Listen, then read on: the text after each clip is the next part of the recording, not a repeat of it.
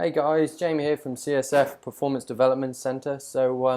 Just touching on our Q&A post yesterday. So we had a massive response. So the first one we're going to get through today. So we're going to touch on the current movement cultures that we're seeing from trainers like Ido Portal, and a few others, especially in the mixed martial arts world, are becoming, a lot more popular.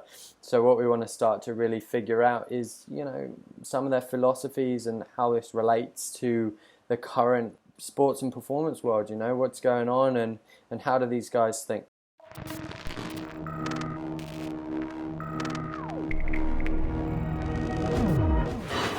Hi guys, Jamie Smith, performance coach, Anthony Cerafice, performance coach, Matthew Bousson, director.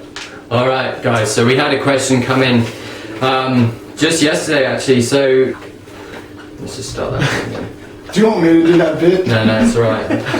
With the popularity gaining of movement coaches, in particular Ido Portal, who is Conor McGregor's movement coach, what exactly is a movement coach and what do they do?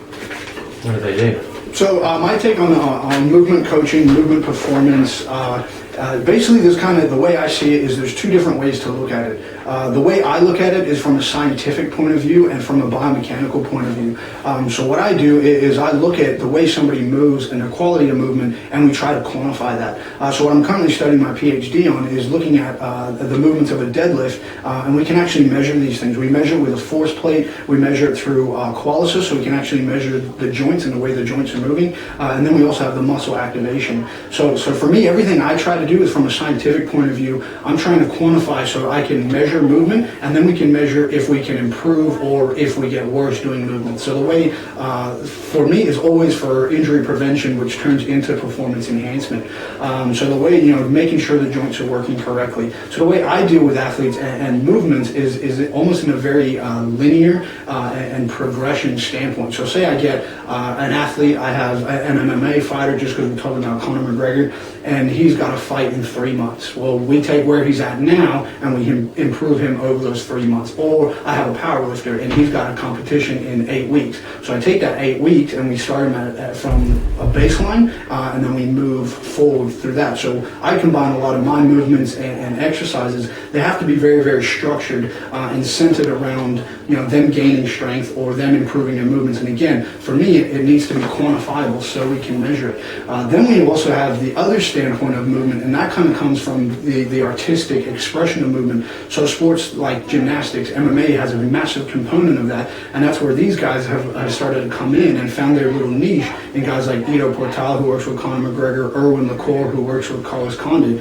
where these guys are identifying that and realizing that they need to improve their fundamental movement patterns, and they're doing it through that channel, if that kind of makes sense. That's it, and I suppose as well, when you think of it from a standpoint of professional athletes and what they're looking for, that quantitative feedback of saying this is where you were, this is where you currently are, is a lot easier to justify and explain.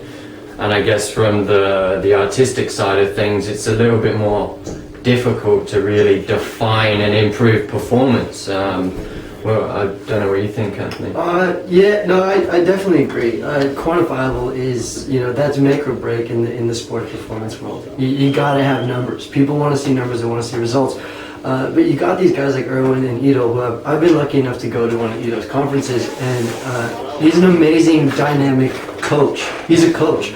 He does a great job getting his message out there, but he struggles to push the philosophy, which is more that, I guess you would call it artistic side, like moving for, I guess you could call it movement's sake. That's my interpretation. I'm not speaking on behalf of him at all. But that's what I got out of it, and there's a lot of fun beauty to that. He really wants you to feel a bit more. He wants you to react a little more, and not be so confined to specific movement patterns, but putting them together into more life-like situations. And what is that 101? That's adaptability. How are we able to adapt well? And that is what you look for in your athletes. It's what you want in life. Your ability to change with the situation, and be okay in a new situation. Whether you have to break a tackle, dodge a punch, or you have to, pick up your kid from falling. You know, how do you respond to these ways of So, life? I mean, would you call it as a functional form of training, or, you know, would you see that on both parts, from a quantitative and a qualitative, you know, like? Yeah, absolutely. That's the whole, I think, the whole underpinning terminology is that it's functional movement. You know, the more joints that you can incorporate into one exercise, the more freedom of movement. So even in what I do in my super structured linear type of fashion is it's still a more functional exercise. So I'm not going to have my athlete lay on a bench and use the bench to stabilize their body weight. I'm going to get them, you know, maybe standing up or in a bent over position so they can start stabilizing their core and knees and trunk themselves, because again, like Anthony's talking about, is they need to be able to react to different things and have that adaptability. We can start developing that in here in the gym. And we can also, from these guys' point of view, you know, they're running and climbing trees and rolling and that, like, again, that kind of freedom of movement. We can incorporate both of those things together, and then we can really start, you know, turning these guys, especially MMA athletes, again, like the popularity is kind of gained for them because they need to be able to have so many different ranges of motion. You know, they need to be strong so they can develop power for their strikes, but then they also need to be flexible, you know, so they get into different types of jiu-jitsu positions that they can get out of those, you know, and different things like that. So it's really the culmination of lots of different areas and lots of different skills being combined to make the most athletic, adaptable athlete that you possibly can. Yeah, and I guess at an entry level as well, like, you look at going from a completely sedentary person, I think anything and everything at this point, from that point of view, it gives you a heightened awareness of your body and how you move and how to move correctly. And I think, you know, from both points of view, from traditional lifting and all that sort of side of things and biomechanics compared to, you know, your freedom of movement and all of that sort of stuff, it crosses over quite well when you see it from that point as well. Yeah, definitely. I just, you know, the you can go every which way with movement. So like when someone poses the question, what is a movement coach? Again, I went to his conference, so I know a bit more. Ido will never refer to himself as a movement coach. He says people that are throwing that on there says that you have a mastery of movement. But his philosophy is movement. We're talking the whole spectrum, blinking, breathing, swallowing, you know. So we're taking this and putting it into the perspective of a fighter, which is their movement capabilities are that much more than a gymnast, that much more than a football player, right? That much more than your everyday sedentary individual. But that's where a lot of this gets lost in translation for people, is they're not prepared to have this conversation. They're not ready to understand, you know, that exploration side, the artistic side, you know, the embodiment, which is what you see going on with, if you ever watch some of those videos of Conor McGregor training, it's embodiment. It's him being in himself and just being aware of how he's moving, how he's reacting, and then creating the environment around him for him to react in, right? And then that, you know, and there is some logic behind the chaos. You know, so there is some quantifiable things that you're looking for, but you know, it's growing more like this, not so much like this. So it's quite funny actually. I remember seeing when Conor McGregor was lining up Aldo, and he started to really show Ido Portal and what he was doing with him, and some of the fighters almost seemed maybe not intimidated, but they were in a position where they were almost laughing and saying, what is this guy doing? Well, we fear the unknown, right? Or we laugh at the unknown. It's something that maybe they haven't thought about before or they haven't understood. And the Joe Rogan post that I put up the other day in the conversation with Carlos Condit, that's what Carlos Condit was really talking about. He's like, I need to improve my fundamental movement patterns and then add that into my fighting. He's like, because I'm a fighter and I have that mentality, but I need to refine my movements. And like you said, there's no mastery of movement. You're constantly, you're chasing perfection, but you're never going to reach it. And it's almost like the understanding and acceptance that you're never going to reach it, but you still chase to move and perform as best as you possibly can, which never ends from, you know, the time you're a child to the end of your career, and even into the elderly, right? You know, you use it or lose it. And a lot of these guys, you know, they get into the nursing home and they stop moving, and that's when things start breaking down. So we can even take it away from being, you know, a sport performance type of philosophy, and we can take it into just getting elderly to move around, to walk around, to doing different things like that. Yeah, you bring up a really good point. You know, like you're taking these concepts and you're putting them sports performance, elderly, this, that, or the other, fighters, whatever it may be. You know, and the big thing with movement coaches is that, you know, those that are really enjoying the practice and see it on that next level, it's about destroying all of that dogma in and of itself, and really just looking at movement for what it is. You know, taking that step back and looking at the broader spectrum of just movement, of just exploration. And I keep repeating this over and over because it doesn't click with our mentality, which is, right, okay, I'm a fighter, I gotta move this way to help with my fighting. It's so much more than that. It's like I want to move this way because I have the capability to move this way, and I want to explore what more I can do with that. You know, and that's really hard to wrap your head around when you're just sitting there working on, you know, neck glides. You know, what does that mean to me, the fighter? What does that mean to me, the dad? You know, why is that helping me? But it's this idea of, you know, let it go a bit, observe what's happening in the body, and have fun. Have a little bit more fun, and you get that immediate. What's the word I'm looking for? Like when satisfaction. You know, immediate satisfaction though from doing a new, novel, complex movement pattern. You know, if you've ever been climbing or just done a cartwheel and you hadn't done one since you were 6, right? It's a weird feeling, and like there's elations, endorphins are flying, all these physiological responses. You know, that's kind of like what we're trying to embody back into the general population, right? So then of course everyone takes these bits and pieces and applies them to the dogma of being a fighter, to the dogma of being older. You know, everyone's got a dogma, and we're all trying to break them a little bit. And when we start to actually release those, you know, I am the weightlifter, I am this, I am that, when you release the labels and allow the movement just to come in, you know, the humanness, these are what movement coaches are aiming for in their philosophy. So, Definitely. So would you say it's less of a training modality and more of a mindset? It's more of a philosophy. So exactly like my point, Anthony and I are both movement coaches, but from two very different ends of the spectrum. But we kind of meet in the middle, and then if we're working together with an athlete, that's where we can start getting some serious results that we can actually quantify and measure and make sure that we are improving. So would you say as well, I mean, from your point of view in biomechanics, would the movements you do almost be categorized and narrowed, or would you be able to... Exactly. So that's why I said, like, with my programming, and from my point of view, it's very structured and linear, whereas with Anthony, it's really just exploring those types of movements. We had a conversation the other day, and you said somebody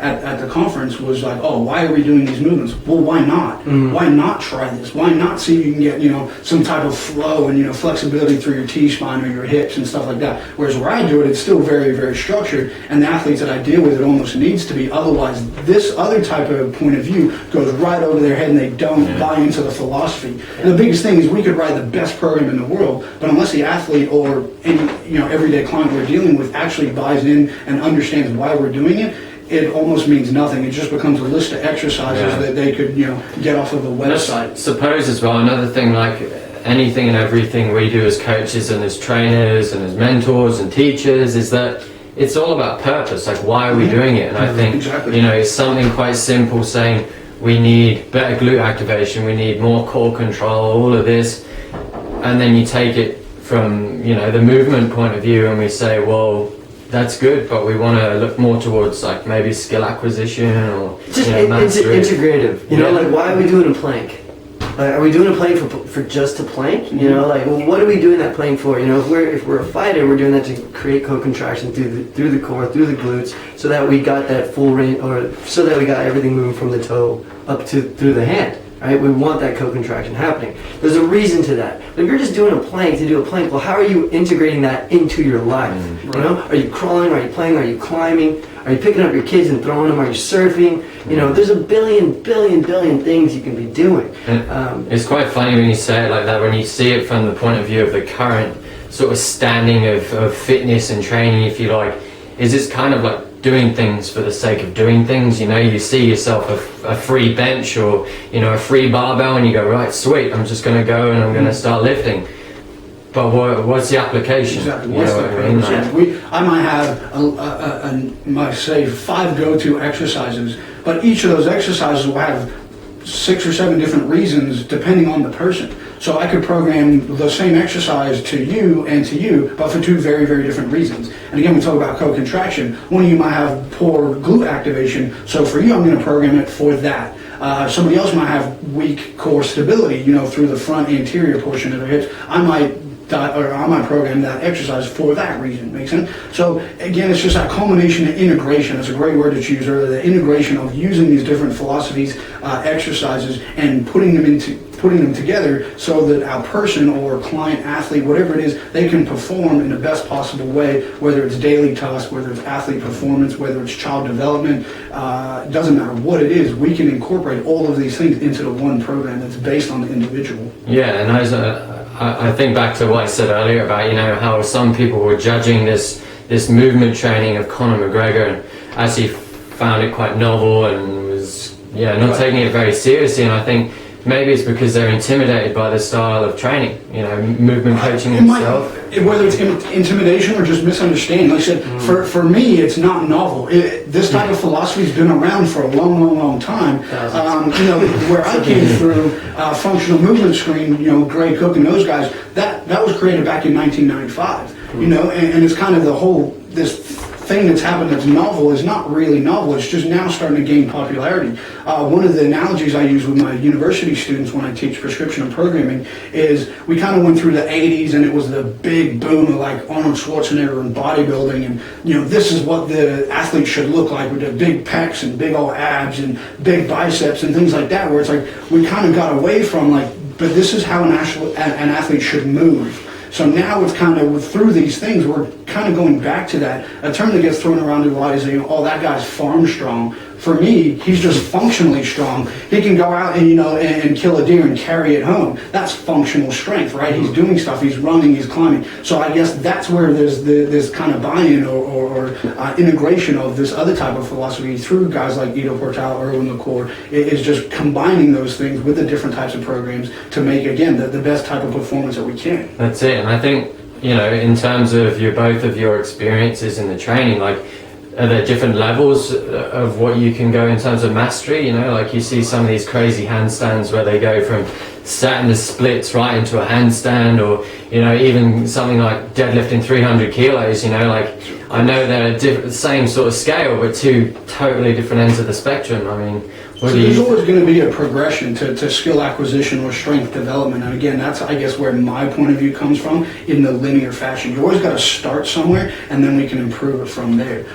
And again, from even that more artistic point of view, you can't fight that linear progression. Right. And to make something really clear, when we're talking about movement coaches, you're not just picking a philosophy and saying, sweet, this rolls with what I have. There's a lot of science behind these guys. Erwan, Ido, you name it. These guys do their research. Okay, they just don't talk about it right away. It's in their back pocket. You ask them a question, they have an entire library of an answer for you in the science department, okay, but what they want is, again, that mentality, that mindset to switch it over. But yeah, you gotta have the progressions. You do, and you gotta see.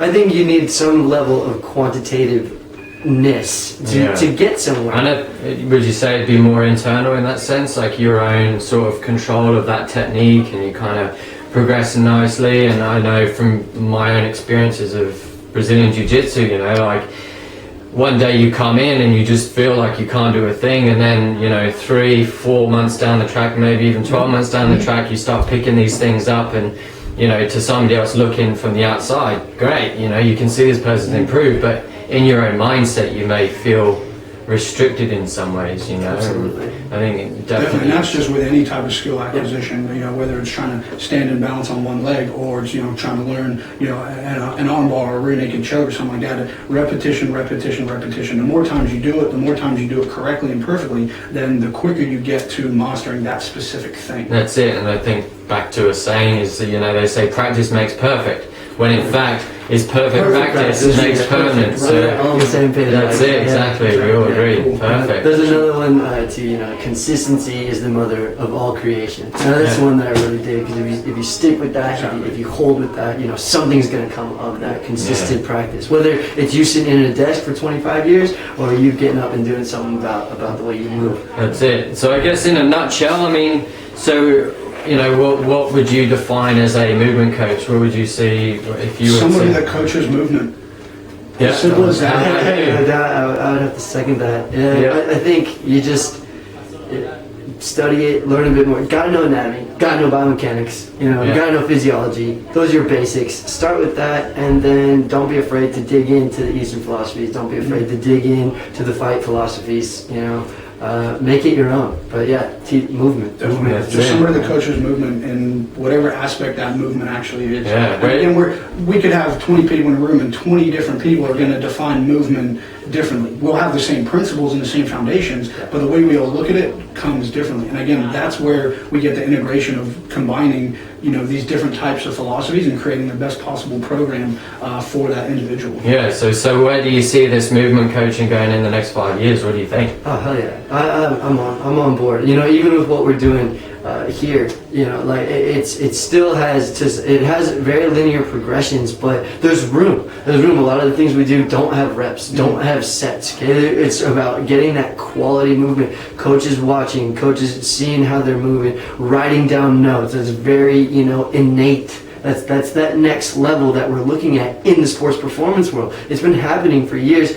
Numbers are starting to come through on it too. Science always takes a little bit to come through, but we got guys on the front line trying to bring it to the forefront, getting it done.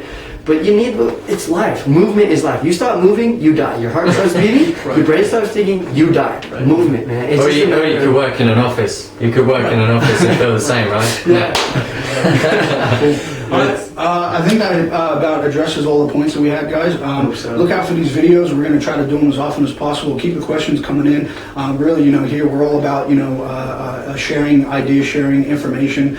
We hold no secrets. If you guys want to come in and check us out at the facility. Other than that, keep the questions coming, and we look forward to getting more content out there for you guys. Yeah, man. Cool. All right, signing off. Thank you.